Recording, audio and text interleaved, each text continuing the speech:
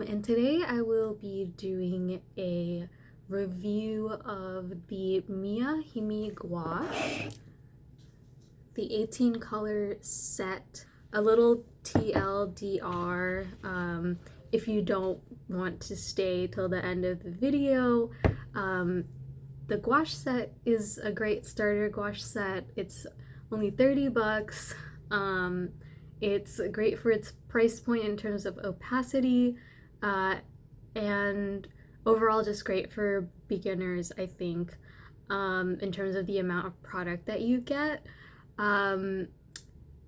But if you stay till the end of the video, you'll see my cute cats.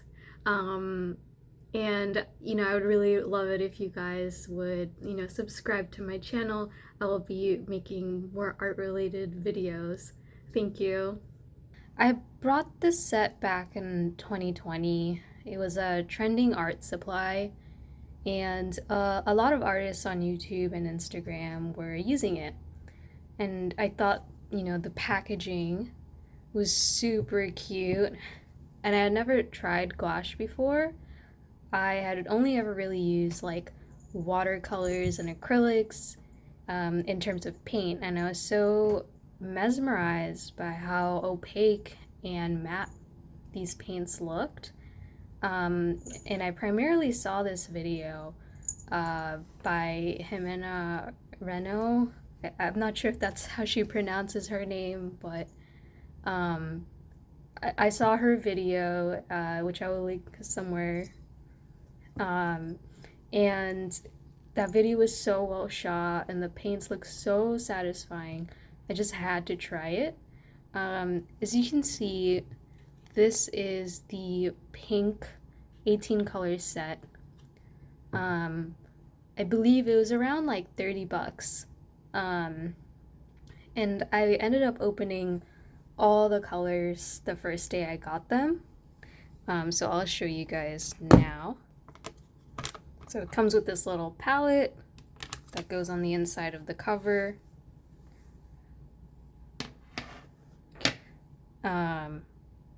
Yeah, and as soon as I got them, I ended up opening all the colors, and I still haven't gotten into the second box of white here that they give. I've used this paint on about 10 paintings total in the past 5 years, mostly because this set prompted me to try many brands and types of gouache since I loved it so much.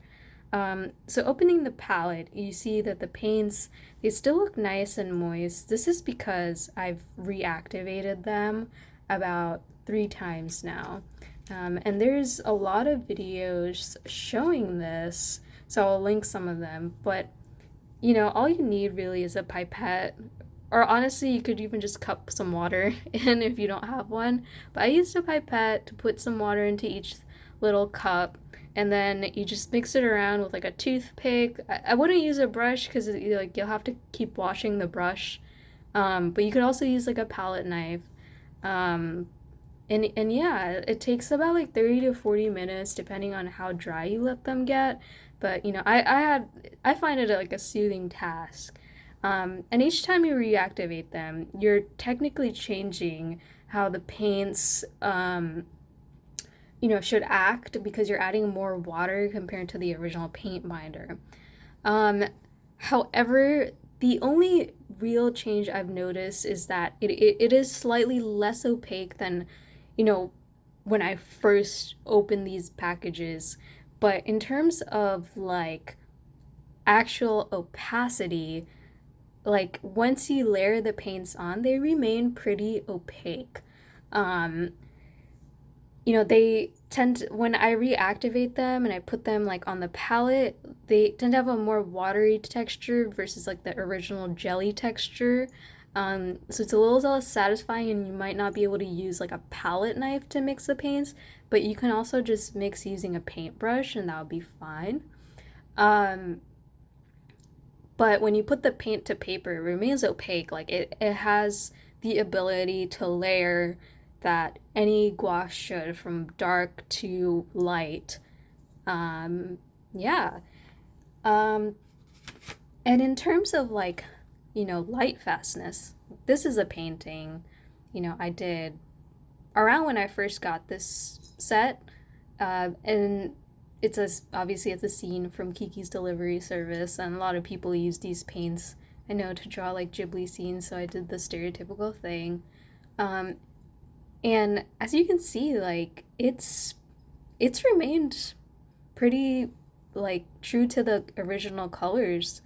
Um, I don't in person like I don't really even notice any fading or like the sometimes gouache tends to dry darker, but I don't feel like this dried darker than when I originally painted it. Um, yeah. If you guys were wondering why there were little bells in my video, it's them. These two little monsters. The other one's over there. But yeah, this is my sweet baby, Queen Mabe.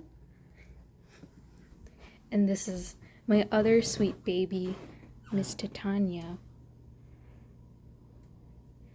And she gets a desk bed.